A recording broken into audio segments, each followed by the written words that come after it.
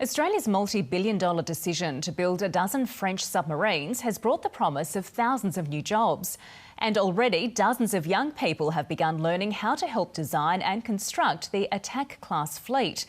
They're also getting a rapid education in French taste, which has a surprising influence on the subs themselves. Welcome to Sub School. These Adelaide uni students are getting a crash course in underwater design, soon to be a boom local industry. A student of nowadays can possibly have his or her whole career in submarines. The master's course was prompted by the federal government's decision to build 12 French-designed submarines in Adelaide. Submarines, they're second only in complexity to the space shuttle, really. So, as you'd imagine, we need a really high-tech workforce. Fittingly for French subs, the course is run by a Frenchman. If I can understand you, if I can understand your culture, we will work efficiently all together. And that gives you an idea about the size of the mast.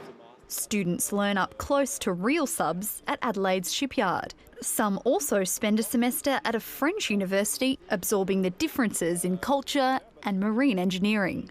Here we prefer to think more broadly. Over there they're more focused on specific solutions.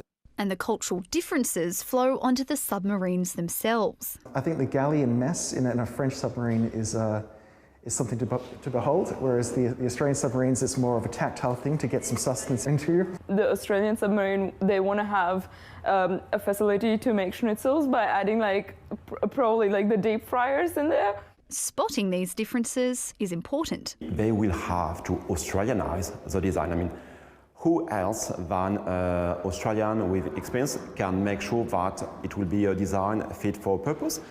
And it's not just the French vessels. These students will likely have to help sustain Australia's current Collins-class fleet through into the 2030s. We're looking at somewhere north of $300 million annually to be able to maintain our current submarine fleet. Plenty of work on the horizon. Gabriella Marchant, ABC News, Adelaide. A South Australian senator claims Australia's defence could be exposed to a security